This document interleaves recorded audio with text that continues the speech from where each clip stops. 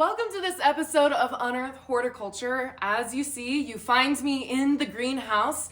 Every once in a while, there are a handful of plants that I just can't sell. They're way too cool, and so I have to add them to my collection in my home. And I actually love adding houseplants to my home during this time of year, the fall and headed into winter, because I, like a lot of people, struggle with the touch of seasonal depression.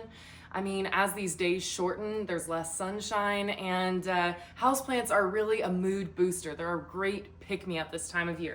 So in this episode, I am going to walk you through the process by which you can successfully bring new plants into your home, especially, and I emphasize, especially leading into the winter. I've picked out those plants I've had my eye on over the last couple of weeks, and we're gonna take them to my house and talk a little bit more about what methods you can use when you are onboarding your houseplants into your collection so that you ensure your own success and the happiness of your plants. So let's go.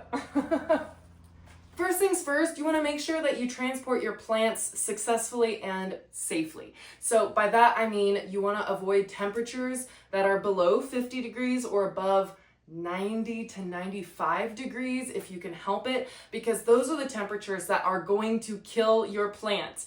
You may not notice the effects, the symptoms within the first few hours of having them at home, but you will see signs start to develop within the week that you purchase them. The leaves are going to turn black and necrotic, and you are going to be a very unhappy camper. So make sure that you transport your plants safely. Next thing that I do when I bring my plants home is I give them another double check on their foliage for any pests or physical damage that might have occurred in transport, and I just kind of clean them up. I even sometimes wipe down their leaves because I know in my greenhouse, at least, I have a gravel floor and mineral spotting is a thing, and I, as a shop owner, don't have time to go through and make sure all my plants are shiny every time I do a plant bust pop-up. So I'm gonna clean the leaves, and while I'm doing that, scout again to make sure that there's no pests lurking around in the foliage. Then after I'm done kind of cleaning the top and removing any leaves that have physical damage that I deem appropriate, then I go ahead and inspect the roots. And I'm checking out this Anthurium here. I know this is not an uncommon plant, but you know what? It's very cheerful and great to have in the winter. One thing I'm noticing about these Anthurium roots is that some of them are a little bit dark and mushy. Some of them are not healthy. So I want to make sure that I am allowing this Anthurium to dry down well between watering so that those roots can start to look a little bit more light in color and juicy and thick again, and I'm seeing less of those dark roots. It's still a healthy plant, but I want to make sure that that root decay doesn't worsen by me keeping this plant too wet. So that's just an example of how I would run down the physical appearance of this plant to kind of assess the health of where it's at right now, because that helps me as a home grower know where to go from here with this plant. After you've given your plants a once over, you need to think about whether you're going to quarantine your plant or not. Quarantining is basically a method where you separate your new plants from your old plants for 2 to 4 weeks to make sure that there are no lurking pests from early life stages, like their egg or larval stage, that you couldn't see visibly on the plant, that weren't apparent when you first brought it home. That 2 to 4 week period allows any of those pest populations that are hidden to kind of come to the surface, if you will. Quarantining is not always a very practical method for every home grower because we're often space limited. For me, I have a very small house. For some, you have a big house, but you have a lot of plants and you don't have a lot of areas in your home where you can quarantine. So here's what I have to say. Regardless of if you physically quarantine your plant or not, you can give it a 2 to 4 week quarantine where you're more intensively scouting your plant on a more periodic level. So instead of once a week checks like you would for most plants for moisture checks, maybe you're checking on your plants every 2 to 3 times a week, your new plants, to make sure that 1, they're adapting well to their environment, 2, you don't see any new bugs popping up in their soft terminal growth where their new leaves unfurl and oftentimes unveil those hidden pests. And 3, you're gonna be getting into rhythm and in sync with how fast your plant is using water in its new environment. Those are kind of the 3, the trifecta of what you wanna be more intensively scouting in your new plants in the first 2 to 4 weeks. And you can do all of that without physically quarantining your plants. Now, I will say, keep in mind the source of where you are bringing your new plants from. If you are purchasing your plants from Home Depot or Lowe's clearance section, you might want to physically quarantine those plants.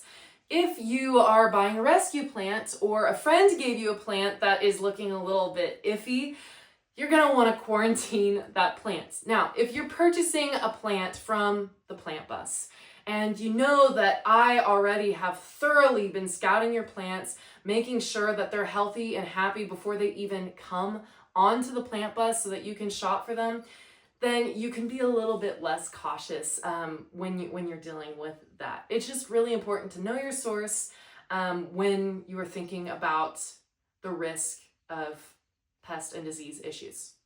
Capiche? Okay, let's talk about watering. Incorrect moisture management is the quickest way to derail your plant's health in its transition from shop to home. So it's really important that you're reading your plant in that first 2 to 4 weeks to make sure that you're getting it right. The best way to determine how frequently you're going to have to water your plants is to leave them in their original plastic grow pots and place them in the environment. You're going to grow them long term and wait and watch. If your plant is drying out more frequently than once per week, then you probably can go up an inch in pot size to help bridge that time frame to get it to the point where you only have to water once per week.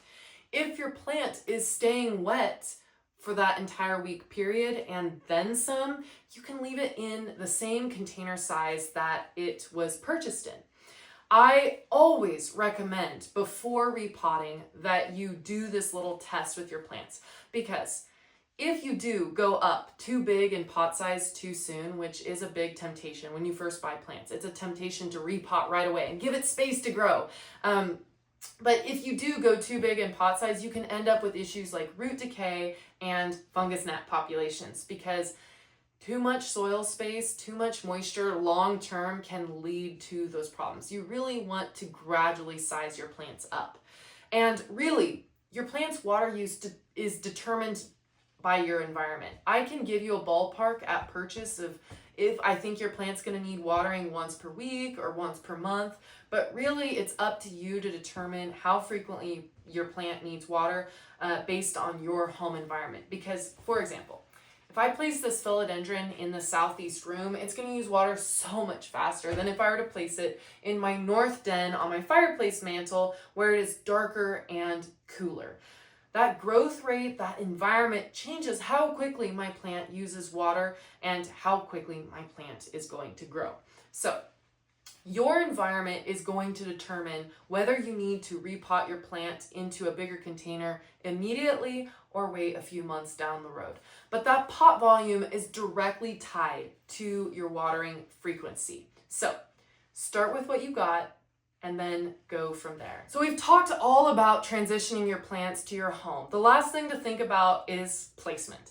And I've actually cleaned these back shelves up here for my new plants because I had quite a few older plants on there that were looking pretty ratty. Some of them I need to work on, prune and train and bring back and include with some of my new plants, and that will happen here shortly. But I did want to bring up my grow light situation here. These grow lights are off of Amazon. I'm sure some of you probably recognize them. They are no high quality grow light. I did not spend a lot of money on them, and that's usually with grow lights, you get what you pay for. But the point of these grow lights is not to be the sole light source for my plants. They're here to supplement the natural light that's already occurring in this room. Because it may seem bright in here right now, but as winter hits, sadly, days are going to be a little bit more overcast. They're going to be shorter in length. And so there's just going to be less light in this room. And this is where I keep all my brightest light plants, like my begonias and soon to be flowering plants, my anthuriums, and this little lemon honey, whatever you want to call it, Chinese evergreen. It's a new cultivar and it is so cute. So I'm going to place these plants here, and they just need that supplemental light through winter. They're on timers, so they work really great. If I go on vacation, they're still going to be going. But yeah, supplemental grow lights in the winter are a great way to help boost light levels in low light homes. So let's get arranging.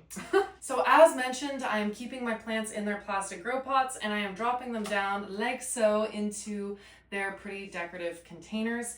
And then I am placing them on the shelf. This is a great way to keep them in their plastic grow pots, but still have a nice aesthetic.